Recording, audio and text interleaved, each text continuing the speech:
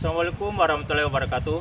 Kami dari mahasiswa Universitas Negeri Makassar, Fakultas Seni dan Desain, Prodi Desain Komunikasi Visual, Angkatan 2022. Perkenalkan, nama saya Muhammad Habil Al-Farabi. Perkenalkan, nama saya Muhammad Arif. Perkenalkan, nama saya Muhammad Nurikra. Perkenalkan, nama saya Muhammad Sulaiman. Perkenalkan, nama saya Muhammad Fauzan. Di sini kami akan membuat rangkuman video tentang metodologi desain. Berikut rangkumannya.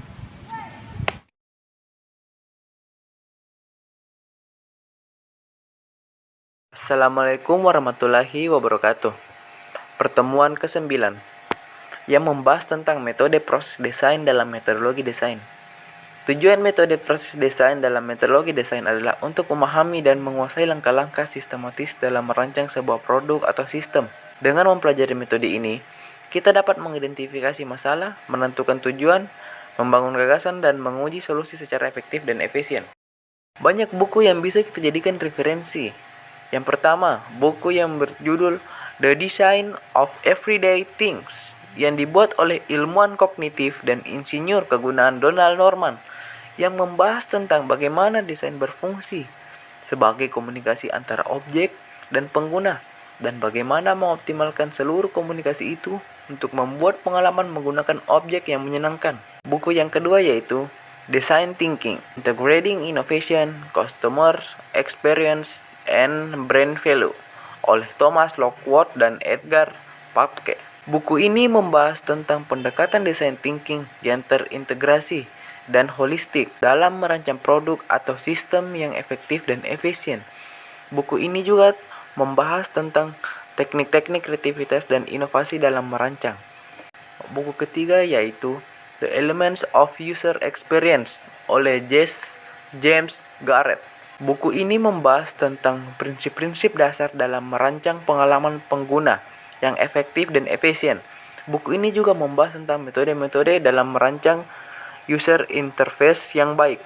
Dan buku yang keempat adalah Design Methods, Seeds of Human Features oleh John Christopher Jones.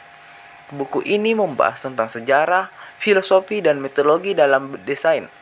Buku ini juga membahas tentang teknik-teknik dalam mengumpulkan data, menganalisis masalah, dan menghasilkan solusi desain yang efektif. Ada berbagai tujuan untuk mengetahui metode proses desain dalam metodologi desain. Yang pertama, menguasai teknik dan strategi merancang yang sistematis dan efektif. Yang kedua, mengembangkan kreativitas dan inovasi dalam merancang produk atau sistem.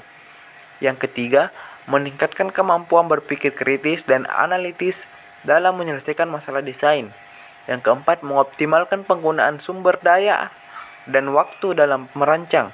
Yang kelima, meningkatkan kemampuan untuk berkolaborasi dan berkomunikasi dengan tim desain stakeholder terkait lainnya. Yang keenam, memahami prinsip-prinsip dasar dan standar dalam desain produk atau sistem yang baik. Yang ketujuh, memahami peran teknologi dalam proses desain. 8.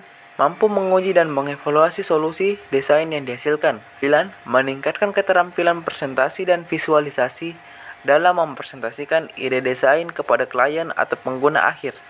Yang ke-10. Memahami etika dalam merancang dan mengembangkan produk atau sistem. Ada beberapa ilmu yang digunakan desainer untuk mempelajari dan juga mengerjakan desain. Yang pertama, exploring. Metode para desainer mencari inspirasi dengan critical thinking guna menghasilkan rancangan yang belum pernah ada. Yang kedua, redefining. Metode mengolah kembali desain yang sudah jadi agar menjadi lebih baik.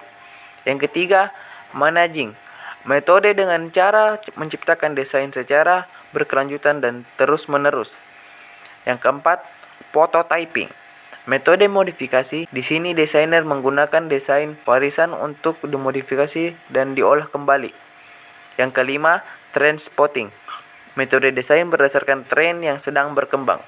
Baik, itulah tadi pembahasan untuk pertemuan ke-9. Sekian dan terima kasih.